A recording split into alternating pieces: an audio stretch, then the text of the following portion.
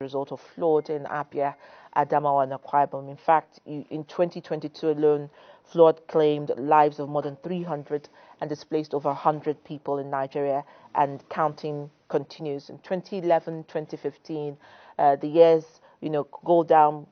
Flood destroyed many houses and took lives in Ibadan as well. And of course, we know that approximately 43,155 people have been displaced by floods in Borno, states like Adamawa and Yobe in 2022.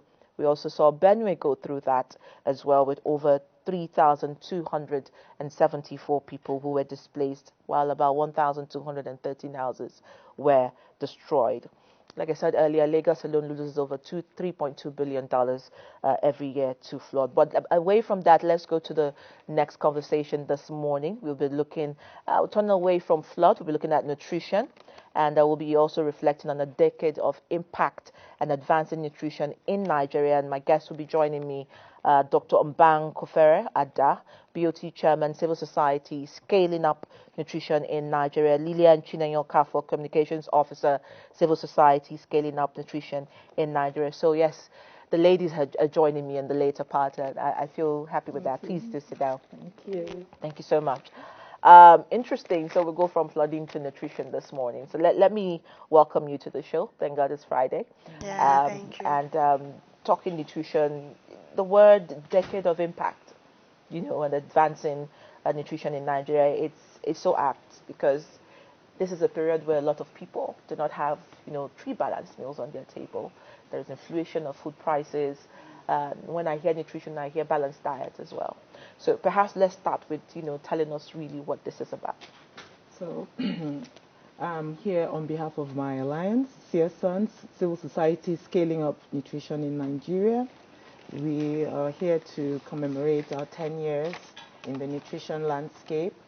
It has been difficult with the various challenges, but we've also recorded a lot of successes as regards ensuring that each and every one of us as citizens of this country have food security and also have nutritious meals on our table. So we've been, when you look at nutrition, it's not just for one to have a balanced diet. Balanced diet at times is what people think is the only conversation as regards nutrition. Yes, you're largely correct. However, the processes involved is what we need to also consider. So the Alliance over the years has been able to play a significant role as regards advocacy. Okay. Advocacy is so important, and advocacy is multi-layered. You're talking about the grassroots level, talking to mothers, young girls, telling them how they could prepare nutritious meal with the resources they have available. And then, of course, we're looking at another cadre of individuals where we advocacy as regards health workers, field workers, telling them, giving the right,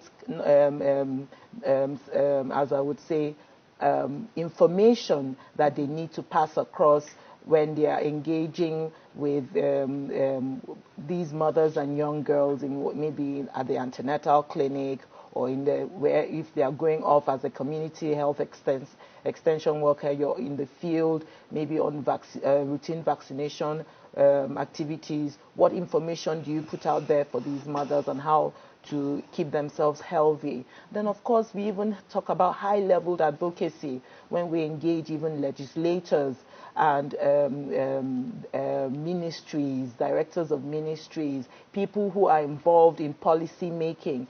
Oftentimes, we have people think that, nutrition probably should be maybe localized in the Ministry of Health, for instance. But okay, as an alliance, we've been able to play this level of high-powered advocacy where we've been able to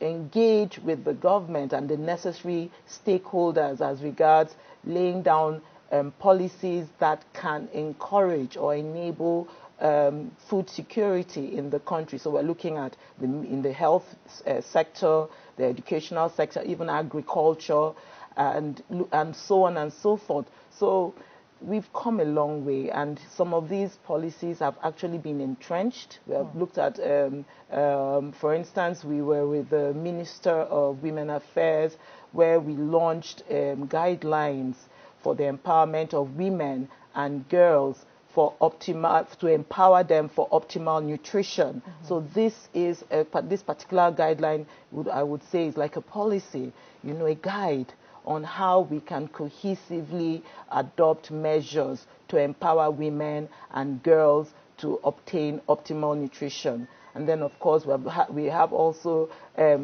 other strategies where we've been able to adopt this multi-sectorial guidelines as regards nutrition in the country, and this involves various MDAs in the country. Yeah. Okay, so let me come to Lilian now. I hear her loud and clear. Yeah. A renewed effort to make sure that we eliminate malnutrition, as a basic principle, towards having the idea that everybody has a right to food. That's one. And then also looking at the fact that from some of the guidelines on some of your programs, the need to end malnutrition by the year 2030, which is 6 years. Yes. 6 years from now. Yeah. So how far so far? I mean, she's talked about the guiding principles, the basic overview, but how far has this been with 6 years just down the line to achieve that? And this is your 10th anniversary. 62 countries are participating in this, I understand, and more. But how far so far? Do you think you're getting the wins that you want to see? And are you optimistic that perhaps by 2030 you may achieve that? Thank you so very much for that question. So we're very, very optimistic that in the next 6 years, that culminates into the SDGs, we'll make some huge progress in terms of ensuring that we have, attained good nutrition outcomes for Nigeria. So, and that is because over time, we've seen commitments from the government of Nigeria at the national level, and even at the states and down to the community level. We've seen strong commitment on the part of government to ensure that these policies, are drafted, to ensure that these policies are developed, to ensure that, these policies are also domesticated even at the state levels.